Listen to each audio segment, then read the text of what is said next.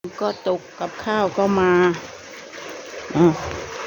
เดินไปซื้อก่อน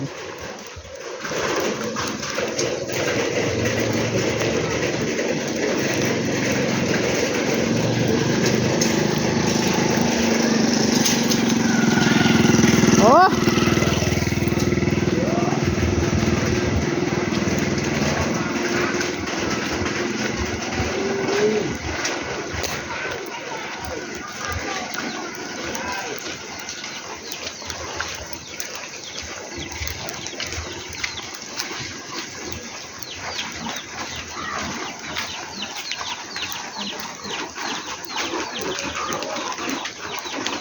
จักอยู่ตรงไหนรถน่ะเพื่อน่ะ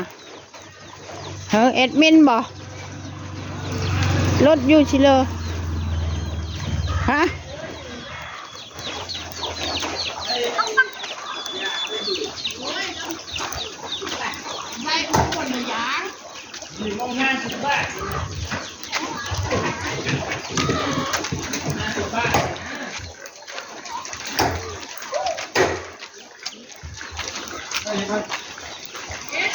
เพลอนั่นน่ะยกวายเลย ฮะ วาย ควายแม่นบ่ถักเพลอถักเพลออันน่ะอันนี้ก็วายสิกินตัวเนี่ยโอ้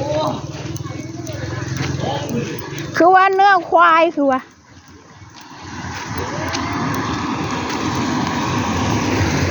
โอ้ยยังมานำอยู่เนาะบ้านเบากระโต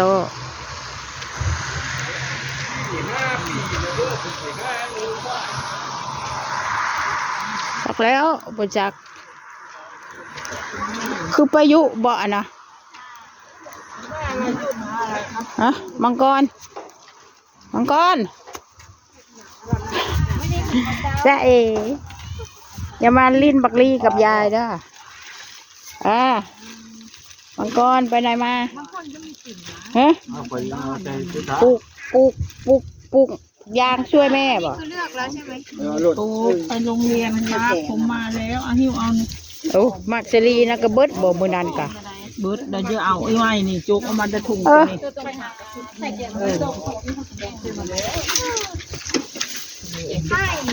่ไม่ยังไข่จุกเอาถุงมาคอยเดินไปจีแม่นอยู่บ่แม่เพิ่นน่ะนะแม่นอยู่บ่แม่เพิ่นน่ะนะเอ้ย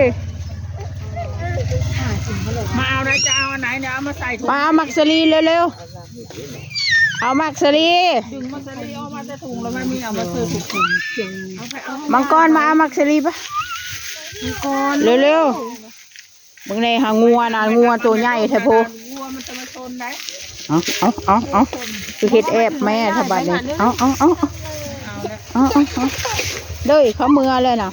ไม่เอากระเบกเอาไปคืนแล้วได้นี่เชะโกเมื่อไหมโอ้มาอันนี้ก็ได้ตักแล้วโอ้ตลาดเป็ดนี่บ่ไม่รู้ละมันหยุดละดึงไม่ลูกไม่จีบคือเอาเสร็จแล้วของผมนะเด้อเห็ดหมูจับเสียงมานัดคือเอาปลาใหญ่จ้าเอาเสร็จแล้วของผมเท่าน่ะผมว่าอันนี้ก็ทิมมาจะผีเลย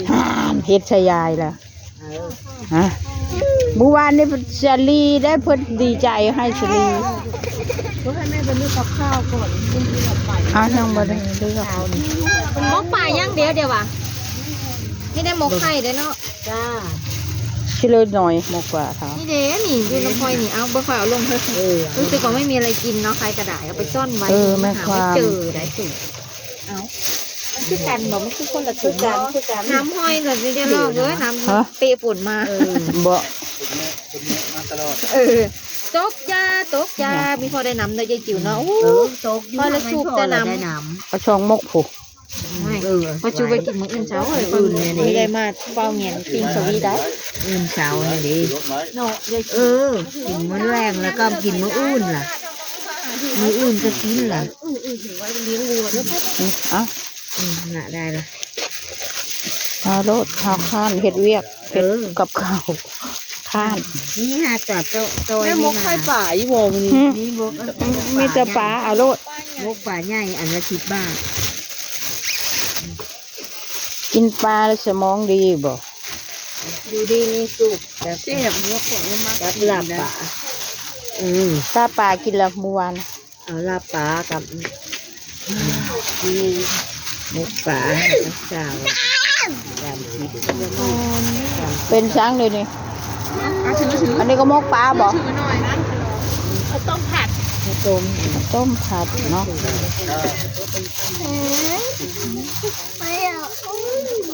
จับบ้านมาเขียบนี่นะลูกดุ้ย 20 บาท ฮะ 50 หรอนึกว่า นึกว่า20 บาท เป็นมันหน่อย มีข้าวคั่วไหมปลาชาวบ้าน มีค่ะ เอาไหนถุงหนึ่ง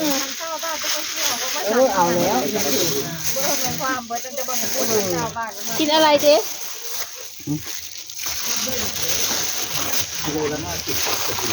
มังกรนี่ใครลูก อะไร 30 น้อยหน่า อันนี้20 บาทน้ำยาป่า จะไปกินเนาะแบบว่าอยู่บนเข้ายังไม่ได้ มีช้างเข้ามาเลยมันตัวใหญ่บ่ตัวเจ็ดตัวใหญ่ใช่ไหม มีปลาทูไหม ไม่มี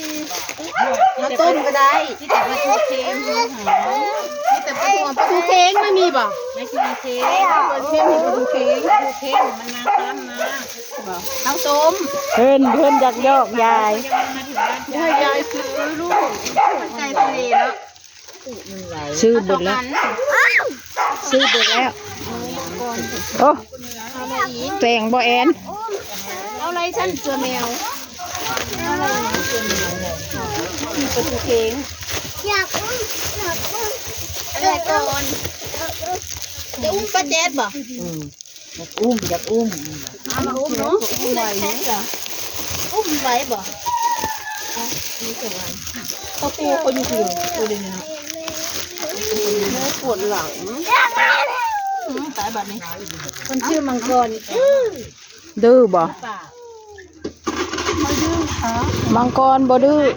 มันดื้อนิดหน่อย แต่แม่มังกรซิ่งจังเลย แม่มังกรซิ่งจังเลยใจเชื่อชิ่งมังกรอมมือเฮ็ดหยัง เหนียวมือ เอานี่เหรอเอาปิ้งไก่ ปิ้งตับมีไหม บ่มี ไม่มีปิ้งตับ มีแต่ปิ้งไก่ตับไม่สวย แม่นแกงหน่อไม้บ่แม่นแกงหน่อไม้บ่ แซ่บเลย บันได แกงไหนหม้อ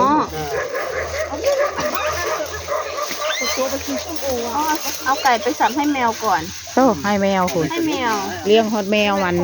ห้แมว โอ้ยแค่มานี่ก็ปวดหัวอยู่แล้ว นี่มากินต้ม คนจิ้มจ้ำเจียว